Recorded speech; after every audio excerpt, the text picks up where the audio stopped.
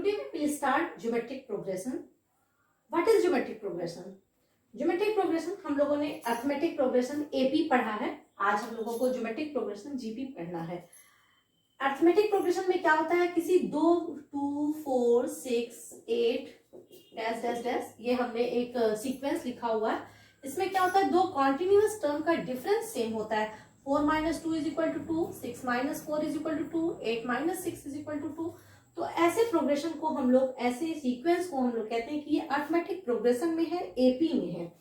और अगर इस तरह का कोई सीक्वेंस हो जिनमें दो कॉन्टिन्यूअस टर्म का रेशियो सेम हो, तो उसको हम कहते हैं कि ये ज्योमेट्रिक प्रोग्रेशन में है। ये this sequence lie in GP. तो जैसे 2, 4, 8, 16, 32 डैश डैश डैश।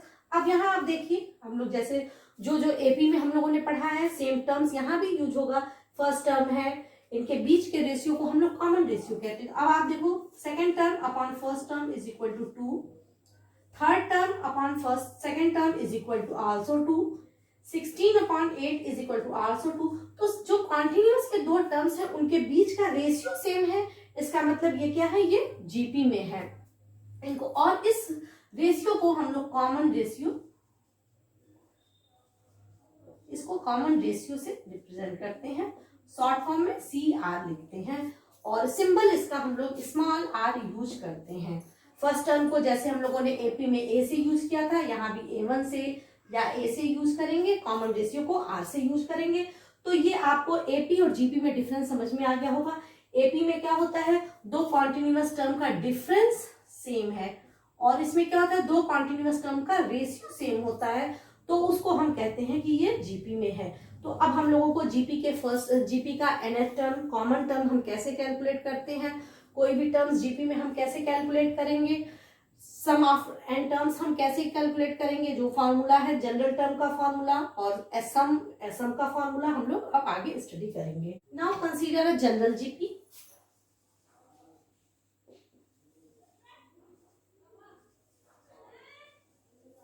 एक हम जनरल जीपी कंसीडर कर रहे हैं।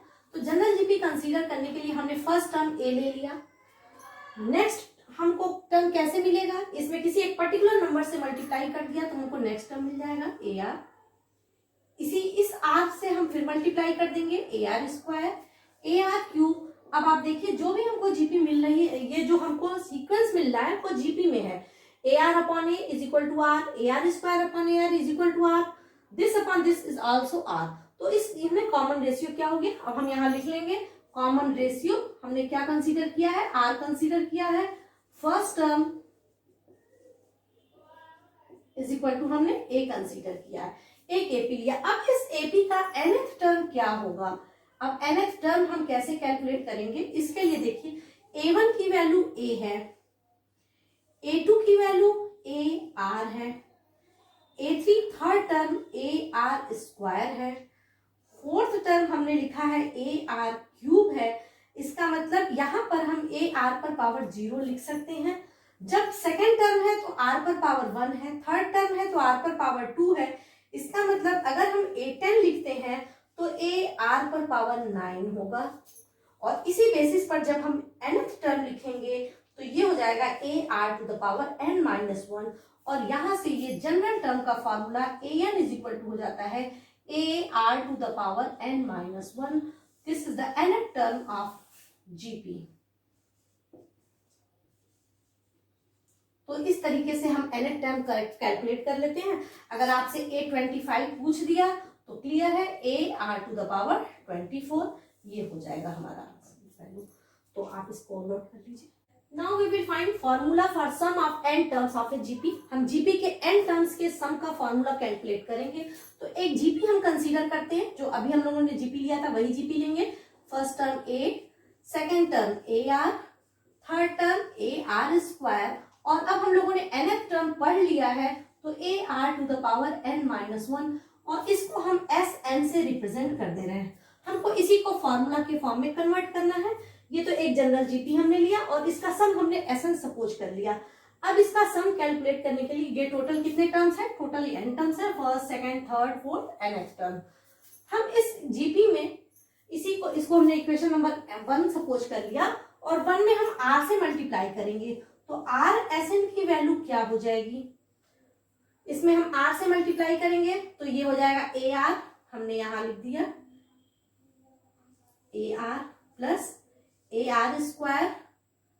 आप इसको चाहो तो एक शिफ्ट करके भी लिख सकते हो तो ज्यादा कन्वीनियंट लगेगा। इसमें हम AR से मल्टीप्लाई, R से मल्टीप्लाई किए AR plus AR square plus AR cube plus, जब हम इसमें मल्टीप्लाई करेंगे R से तो ये हो जाएगा AR to the power n हो जाएगा।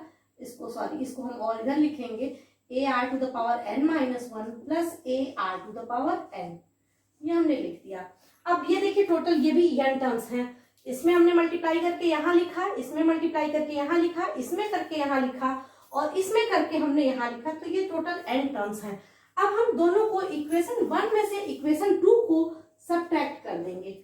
जब सब्ट्रैक्ट करेंगे तो ये हो जाएगा Sn minus R Sn is equal to, अब आप सब्ट्रैक्ट करेंगे माइनस माइनस, ये इससे कैंसिल होगा, ये इससे, ये अपने पहले वाले से, ये इससे कैंसिल होगा और बच क्या जाएगा, a बचेगा माइनस, यहाँ हमने किया है तो साइन चेंज हुआ है, minus AR to the power n, ये हमारे पास बच गया।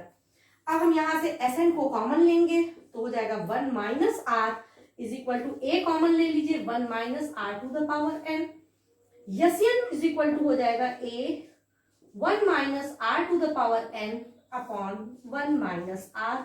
This is the formula for n sum of n terms, ये n टर्म्स के सम का फॉर्मूला है। हम कोई भी क्वेश्चन से अगर कोई जीपी दिया गया है तो उनके n टर्म्स का सम इस फॉर्मूला से कैलकुलेट करते हैं। यहाँ एक चीज नोटिस करने वाली है कि यहाँ r की वैल्यू लेस देन 1 होती है, r लेस देन 1, अगर if r is greater than 1, उस कंडीशन में यही फॉर्मूला Sn कैलकुलेट होता है a r to the power n minus 1 upon r minus 1, ये फॉर्मूला यूज होता है अगर r की वैल्यू 1 से बड़ी है। दोनों कंडीशन में आप सेम थिंग है, अगर आप उसको न भी लिखना चाहो, यहाँ r अगर 1 से बड़ा हम लिखेंगे तो साइन चेंज हो जाएगा, इसका साइन चेंज होगा, दोनों कैंसिल होकर सेम थिंग आ जाएगा। तो ये Sn का फॉर्मूला है। An का फॉर्मूला अभी हम लोगों ने ऊपर पढ़ा था, पहले पढ़ा हुआ था, An is equal to AR to the power n minus 1। ये दो इंपॉर्टेंट फॉर्मूला है जो इसमें हम यूज करते हैं। अब हम इसके बाद डिस्कस करेंगे ज्योमेट्रिक मीन क्या होता है किसी जीपी में। Now we have to know about geometric mean. What is geometric mean? If A, G, B are in GP, हमने 3 टर्म्स लिया है, ये जीपी में है तो जाहिर सी बात है इनका कॉमन रेशियो क्या होगा, सेम होगा। इस कंडीशन में G is called geometric mean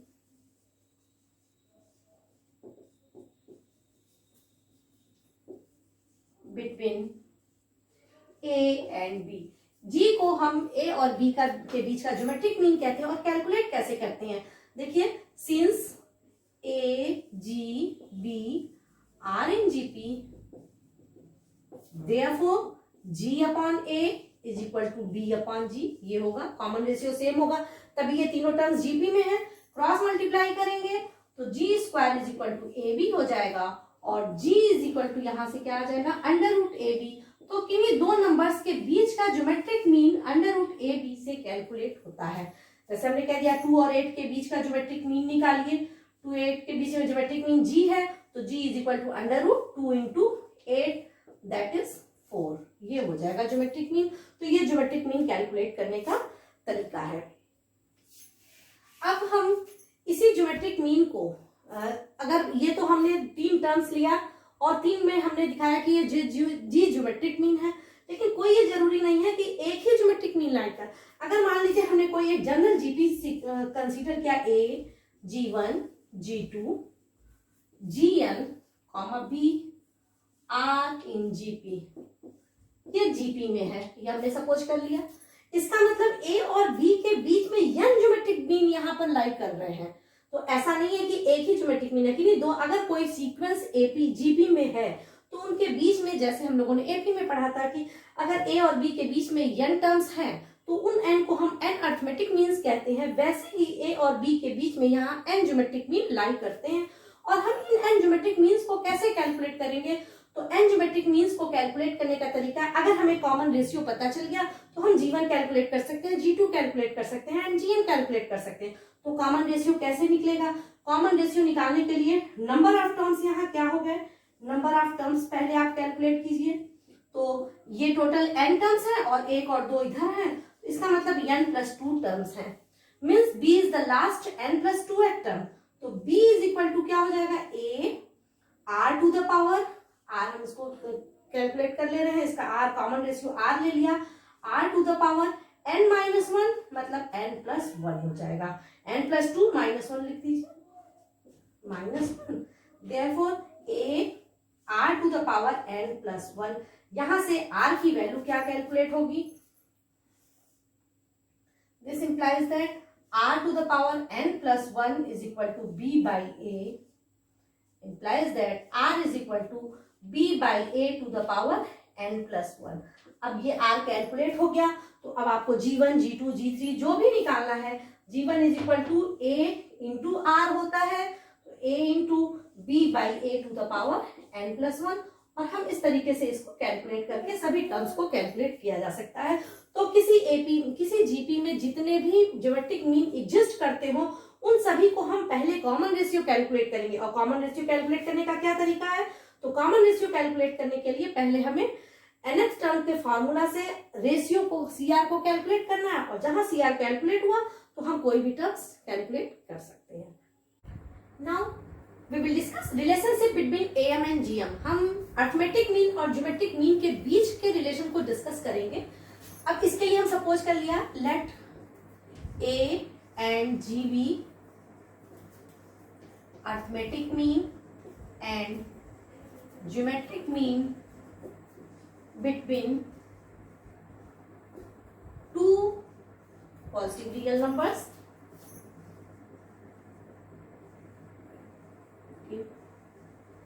real numbers a and b। हमने ये सपोज कर लिया कि a और b के बीच में एक arithmetic mean a lie exist करता है और ज्योमेट्रिक मीन g। अब हम यहाँ ऐसे लिख सकते हैं, therefore a b are in AP, ये AP में है, and A G B are in G। अब ये AP में है, इसका मतलब अर्थमेटिक मीन A की वैल्यू क्या होगी, A is equal to A plus B by 2 हो जाएगी, और ये GP में है तो G की वैल्यू क्या हो जाएगी, अंडर रूट AB के इक्वल होगी। हमको A और G के बीच में रिलेशन डिफाइन करना है, तो A और B के बीच में रिलेशन डिफाइन करने के लिए हम A माइनस जी कैलकुलेट करते हैं। A माइनस जी कैलकुलेट करेंगे, A plus B by 2 minus under root A B. अब आप इसको और सिंप्लीफाई कीजिए, 2 एलसीएम लीजिए, A plus B minus 2 under root A B, ये हो गया। अब यहाँ क्या होगा, देखिए आप इसको क्या लिख सकते हो, अंडर रूट ए का whole square plus under root B का whole square minus 2 root A root B upon 2। हम इसको इस तरीके से लिख सकते हैं। जब ये लिख लेंगे तो ये देखिए A square plus B square minus 2ab, it means we can write it a minus G is equal to root A minus root B का होल स्क्वायर बाई 2। ये कैलकुलेट, अब आप देखिए इसको इस टर्म से लिखा जा सकता है। अब जब हमने a माइनस जी को इस फॉर्म में लिख दिया, under root A minus under root B का whole square, it means under root A minus under root B is always positive. Whole square है, होल स्क्वायर हमेशा पॉजिटिव होगा। It means a minus G is always greater than or equal to 0, equal हो सकता है। तो इसका मतलब a is always greater than or equal to g। a की वैल्यू अर्थमेटिक मीन हमेशा ज्योमेट्रिक मीन से बड़ा होगा। Find the sum of n terms of sequence 8, 88, 888 up to n terms। हमको इसको कैलकुलेट करना है। Note it, this is the question of exercise 9.3। ये 9.3 का क्वेश्चन है और बहुत इंपॉर्टेंट क्वेश्चन है, एग्जामिनेशन पॉइंट ऑफ व्यू से अक्सर पूछा जाता है। Find the sum of n terms of sequence this is this. अब इसका सम निकालना है। Sn is equal to 8 plus 88 plus 888 888 plus up to n terms. अब इस तरीके के क्वेश्चंस को सॉल्व करने का एक तरीका है, यहाँ जो भी डिजिट लिखा हुआ है 7 प्लस 77 प्लस 777 है या 5 प्लस 55 प्लस 555, जो भी क्वेश्चन है इसमें से हम इस डिजिट को कॉमन लेते हैं। जैसे यहाँ 8 हमने कॉमन ले लिया, 1 प्लस 11 प्लस 111 n टर्म्स, ये हो गया। अब हम इसमें 8 कॉमन लेने के बाद से इसको हम 9 बनाने की कोशिश करते हैं। तो 9 बनाने के लिए हम 9 से मल्टीप्लाई कर देंगे और 9 से ही डिवाइड कर देंगे, तो 8/9 हो गया और 9 से अंदर मल्टीप्लाई होगा तो ये हो जाएगा। अगर क्वेश्चन स्टार्टिंग में ही यहाँ जो क्वेश्चन दिया था अगर 9 प्लस 99 प्लस 999 रहता तो हमारा ये 2 स्टेप माइनस हो जाता, हम डायरेक्ट यही से करते। अब इस क्वेश्चन में 9 ये हो गया, 9 को हम लिखते हैं 10 माइनस 1, 99 को हम लिखते हैं 100 माइनस 1, ये हो जाएगा 1000 माइनस 1 और ये अप टू n टर्म्स 8/9। अब आप देखिए 10 100 1000, अब हम इसको एक साथ लिख सकते हैं plus 10 square plus 10 cube n terms तक। और -1 -1 कितनी बार आया है तो टोटल n टर्म्स है, इसका मतलब n टाइम्स आया है तो -n हमने इसको लिख दिया। 1 को हम n टाइम्स ऐड करेंगे तो n हो जाएगा। अब ये आपका जो टर्म दिया गया है ये सभी जीपी में है। जीपी का एडिशन फॉर्मूला हम लोगों ने पढ़ा है, sum of n terms of GP क्या होता है, यहाँ हम साइड में लिख रहे हैं Sn is equal to a r to the power n minus 1 upon r minus 1। हमने फॉर्मूला जब बताया था तो आपको ये बताया था ये या तो 1 minus R to the power n होगा अपॉन 1 माइनस आर। यहाँ ये इस पर डिपेंड करता है कि r की वैल्यू 1 से बड़ी है या छोटी, तो यहाँ r की वैल्यू 1 से बड़ी है 10 है। अब आप इसमें वैल्यू पुट कीजिए 10 और r की वैल्यू 10 है, 10 to the power n minus 1 upon 9 minus n। अब आप इस फॉर्म में भी आंसर छोड़ सकते हो, आप इसको चाहो तो अंदर मल्टीप्लाई कर सकते हो, तो यहाँ पर ये आंसर आपका कंप्लीट आंसर माना जाता है। इस तरीके से भी आंसर हम कम छोड़ते हैं, तो आप इस तरीके से लिख के छोड़ सकते हो, क्योंकि कैलकुलेट यहाँ आपको नहीं पाता है तो आप इसको लिख के छोड़। तो ये क्वेश्चन बहुत ही इंपॉर्टेंट है और एग्जामिनेशन में अक्सर पूछा जाता है। आप इसको इस तरह के क्वेश्चंस की प्रैक्टिस कर लेंगे।